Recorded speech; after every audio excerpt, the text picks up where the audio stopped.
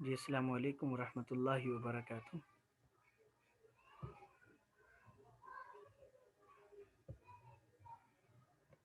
جی بسم اللہ الرحمن الرحیم۔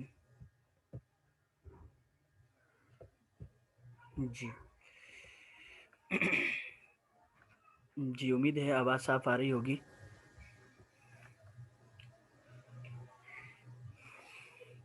جی ہمارے تیسرے حصے کا دوسرا سبق ہے آج تینوں حالتوں کی پہچان۔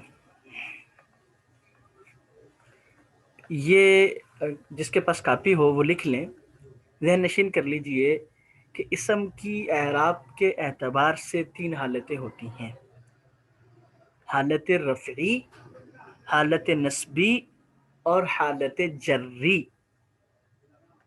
اسم کی اعراب کے اعتبار سے تین حالتیں ہوتی ہیں: حالت رفعی، حالت نصبی، حالت جری۔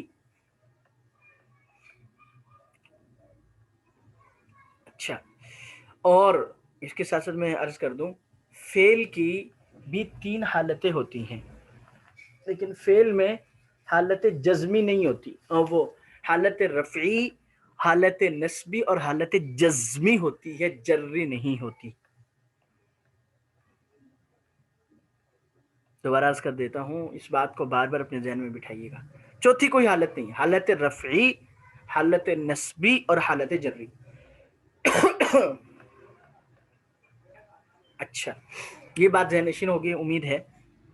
تو اب یہ اگلی بات ہے کہ حالت رفعی اسم کی کب ہوگی، جہاں سے آ کر عمومی طور پر ہمیں اعراب کی پہچان نہیں ہوتی، کیونکہ اس چیز کو ہم بنیادی اس کو نہیں سمجھتے۔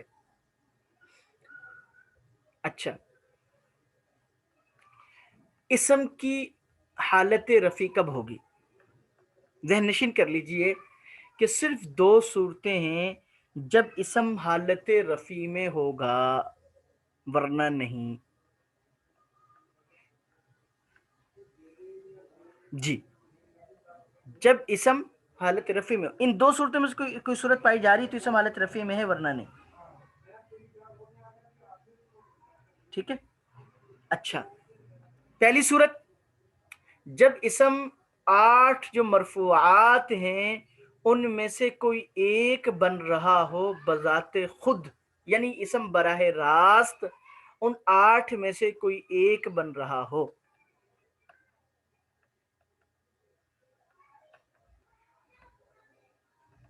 جی، اب وہ مرفوعات کون کون سے ہیں وہ میں آپ کو بتاتا ہوں، ہم نے ترکیبیں کی ہیں، اس لیے انشاءاللہ وہ ذہن نشین ہو جائیں گے، آرام سے آپ کے ذہن میں آ جائیں گے۔ دیکھیں یہ مرفوعات 8 ہیں: فاعل، مفعول معلوم سے مفاعل، نائب فاعل، اچھا، مبتدا، خبر۔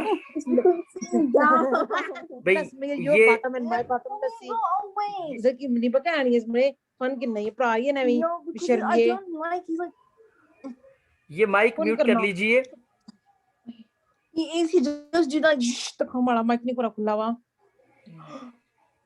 مائک میوٹ کر لیجئے، جزاک اللہ خیر۔ اچھا دیکھیں مرفوعات 8 ہیں، یہی صرف مرفوعات ہیں، ان کو ذہن نشین کر لیجئے۔ فاعل، ترکیب میں کہیں بھی اسم فاعل بن رہا ہے تو وہ مرفوع ہے، مرفوعات میں سے۔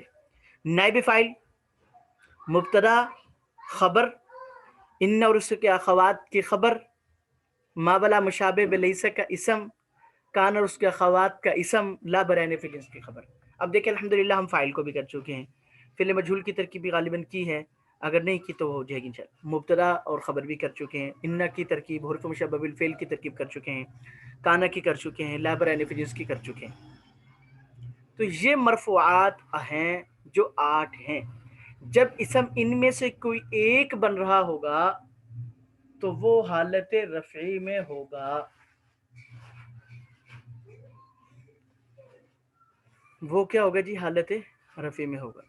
اب جیسے مثال کے طور پر ضرب عمرو، اب عمر نے مارا۔ اب ہم نے جو ترکیبیں پیچھے کی ہیں الحمدللہ ان ترکیبوں سے کم از کم ہم اتنا پتہ چل گیا ہے کہ ضرب عمرو کی کیا ترکیب ہوگی۔ ضرب فعل، عمرو فاعل، تو عمرو کیا ہے؟ مرفوعات میں سے فاعل ہے، تو جب یہ پتہ چل گیا تو یہ اب یہ کون سی حالت میں؟ حالت رفعی میں. اس کو اس انداز سے سمجھیے، جب ہم یہ کہیں گے کہ اسم حالت رفعی میں ہے تو اس کا مطلب یہ ہوگا کہ ہم یہ کہنا چاہ رہے ہیں کہ اسم حالت رفعی جو ہے وہ یعنی مرفوعات میں سے کوئی ایک بن رہا ہے. یعنی اسم حالت رفعی میں کیا مطلب؟ مرفوعات میں سے کوئی ایک بن رہا ہے. ٹھیک ہے. اب جیسے الحمدللہ رب العالمین، اب میں نے آپ سے عرض کیا تھا کہ اسم شروع میں ہے تو کیا بنتا ہے؟ مبتدا. الحمد مبتدا ہے. تو اب ہم سے سوال ہوگا کہ یہ کون سی حالت میں ہے؟ تو حالت رفعی میں ہے، نصبی میں ہے، جزم. اب ہم نے دیکھنا ہے کہ یہ مرفوعات میں سے ہے، منصوبات میں سے، مجرورات میں سے. تو پتہ چلا کہ مبتدا تو کیا ہے؟ مرفوعات میں سے، لہٰذا یہ کیا بنے گا؟ مبتدا. وہ مرفوع حالت رفعی میں ہوگا. تو یہ 8 جو مرفوعات ہیں ان کو ذہنشین کر لیجیے. فاعل، نائب فاعل، مبتدا، خبر، ان کی خبر، کانا کے اسم، لا کی خبر، ما بلا مشاور. یہ اتنی اہم چیز ہے کہ جتنا پختہ آپ بار بار ذہن میں اس کو بٹھائیں گے کہ اسم حالت رفعی میں کب ہوگا، جواب اپنے آپ سے پوچھیں. آپ مرفوعات میں سے کوئی ایک بن رہا ہوگا. اب اسم کو دیکھیں کہ مرفوعات میں سے کوئی ایک بن رہا ہے یا نہیں بن رہا. اگر مرفوعات میں سے کوئی ایک بن رہا ہے تو آنکھیں بند کر کے کہہ دیں حالت رفعی میں. ٹھیک ہے. اب قرآن پاک سے اگر میں کوشش کرتا ہوں، جی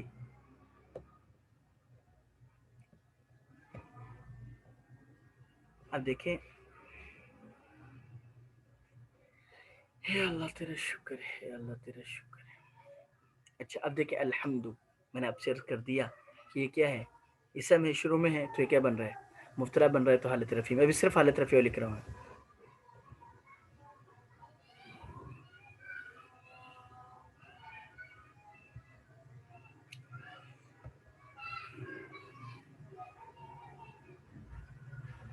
جی اب دیکھیں ختم اللہ، ختم اللہ.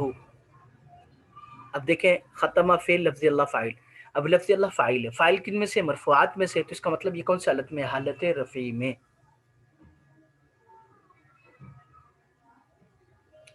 عذاب عظیم، میں نے خبر مقدم سے عرض کیا تھا کہ اب دیکھیں یہ مبتدا مؤخر ہے تو مبتدا بن رہے ہیں. اس کا مطلب کون سی حالت؟ مرفوعات میں سے. تو کون سی حالت میں؟ حالت رفعی میں. تو اس لیے اس پر رفع آ رہا ہے.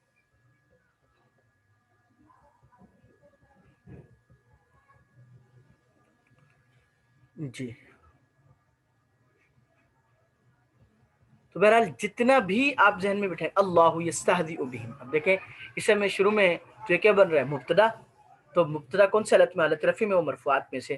ٹھیک ہے. تو یہ حالت رفعی میں. بات سمجھ میں آ گئی جی؟ تو یہ چیزیں ہم نے ذہن نشین کرنی ہے کہ اسم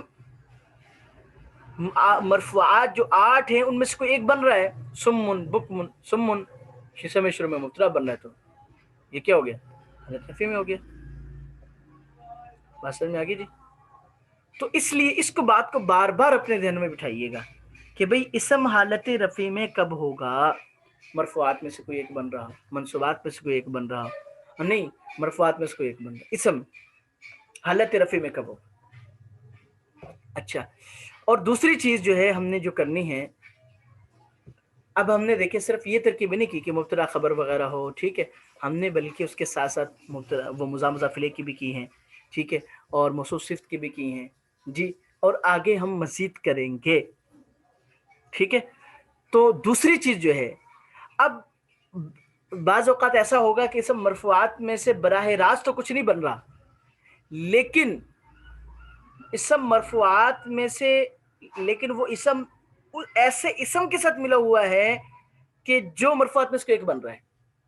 مثلا النبی الخاتم محمد صلی اللہ علیہ وسلم.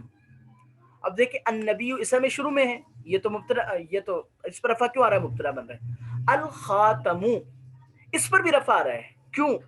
اس لیے کہ یہ صفت بن رہا ہے اور جو اعراب موصوف کا ہوتا ہے وہی صفت کا ہوتا ہے، اس لیے اس پر بھی کیا رہا؟ رفع آ رہا ہے. تو النبی پہ براہ راست رفع، الخاتم پہ اس کے واسطے سے رفع.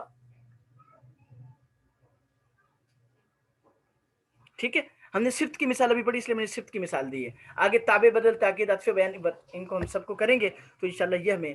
تو بہرحال آج کا جو اہم سبق ہے اس کو سمجھیے کہ اسم حالت رفع میں کب ہوگا. تو ذہن میں بٹھا لیجیے اسم، پہلی چیز اسم.